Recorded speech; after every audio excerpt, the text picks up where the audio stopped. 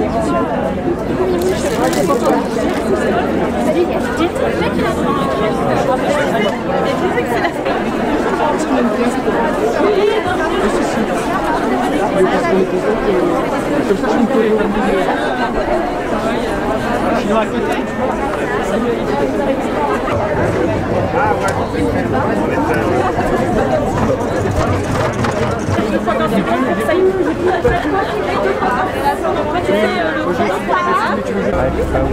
sais pas, ils m'ont pas reconfirmé qu'ils venaient.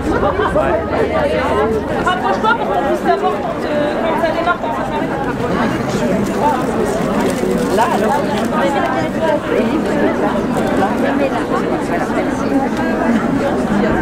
Non, on laisse encore 35 minutes.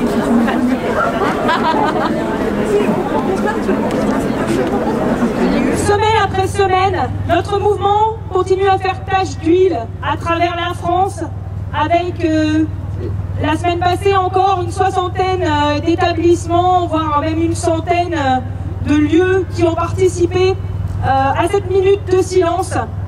Et c'était plus de 4000 personnels hospitaliers à travers la France qui s'étaient mobilisés pour cette minute de silence. Ce vendredi encore, il y a des nouveaux hôpitaux qui vont venir gonfler les rangs. Et chaque semaine, le nombre augmente sur différents sites. Les soignants sont mobilisés et même si ce mouvement reste asyndical et apolitique depuis le début, il faut noter que les syndicats de soignants, de médecins ont relayé l'information et nous aident pour mener à bien cette mobilisation. Donc on peut remercier aujourd'hui particulièrement les associations de patients qui manifestent leur soutien. On en a plusieurs ici. Vous pouvez lever la main, les associations de patients ou votre pancarte. Voilà. Des patients aussi, tout simplement. Merci à vous.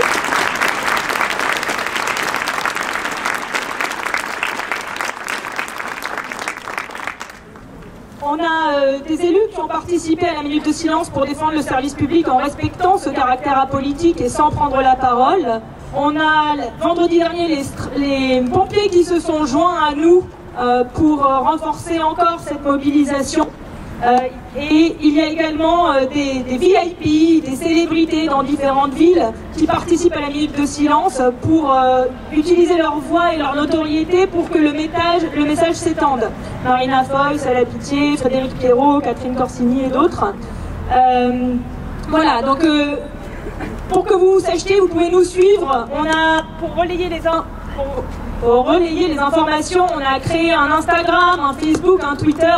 Minute de silence Hosto ou Minute de silence Hôpital Public, vous les trouvez assez facilement, sur lesquels on relaie les photos, les vidéos, et on donne aussi des informations sur comment faire démarrer les mobilisations dans les centres hospitaliers qui ne sont pas encore mobilisés, notamment pour des gens qui voudraient le faire mais qui ne savent pas vraiment comment ils pourraient y arriver. Pour ce qui est de Strasbourg, ici, nous allons vous proposer à la rentrée, après les vacances scolaires, une réunion avec 2 représentants par service de préférence, parmi les infirmiers, les cadres, les médecins, qui puissent venir à cette réunion pour qu'on discute de l'avenir du mouvement et de solutions à mettre en place ou à proposer, parce que c'est aussi ça la mobilisation, c'est pas juste dire ça ne va pas, c'est essayer de trouver comment s'en sortir. Il reste 9 vendredis avant les élections, là c'est le 7e où on fait cette minute de silence. Donc l'enjeu de l'action, c'est d'être entendu, c'est que le débat s'invite au niveau du débat politique. Ça commence à arriver doucement, mais c'est pas encore ça, c'est pas encore complètement au centre du débat. Donc il faut tenir, faut rien lâcher. On continue toutes les semaines et merci surtout à tous d'être là, de l'externe au PUPH, de l'usager aux soignants, qu'on soit tous réunis là, c'est ce qui fait que ce mouvement fonctionne et perdure. Je vais maintenant passer la parole à ma collègue psychologue pour la lecture du texte qui précède la minute de silence. Nous sommes la communauté des US. Nous nous avançons. Merci à tous pour votre engagement au quotidien et votre présence aujourd'hui. Nous sommes réunis car nous faisons partie de la communauté hospitalière de France, toutes catégories professionnelles confondues. Nous sommes là aujourd'hui car nous voulons continuer par-dessus tout à soigner nos patients malgré l'épuisement, malgré la fermeture des lits, malgré les restrictions budgétaires et en dépit des obstacles que nous continuons à surmonter depuis tant d'années. Mais nous n'y arrivons plus. Aujourd'hui, ce moment de recueillement a pour but d'informer la population que l'hôpital public se meurt. L'implication physique et morale des femmes et des hommes qui le constituent ne suffit plus. Sa tête et son corps lâchent, il ne tient plus debout. Il va tout simplement disparaître. L'accès aux soins de l'hôpital pour tous n'existera plus en l'absence d'un changement radical. Je vous invite donc à observer 1 minute de silence pour nous aider à sauver l'hôpital public.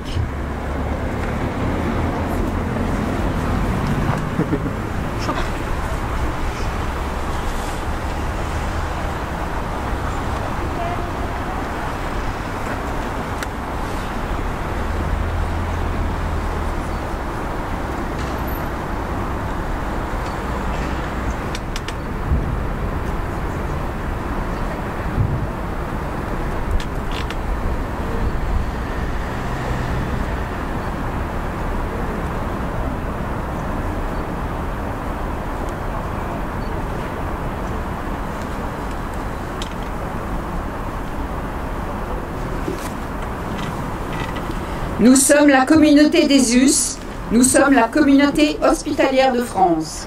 Merci à tous de vous avancer, de faire ce pas. Merci à tous pour votre présence. Nous nous donnons rendez-vous tous les vendredis à 14 h jusqu'à temps que les choses changent. En attendant, reposez-vous et prenez soin de vous.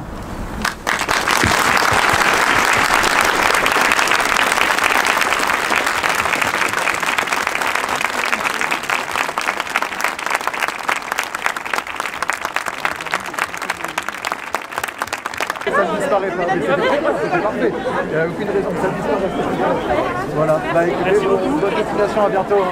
Vous avez eu 100 000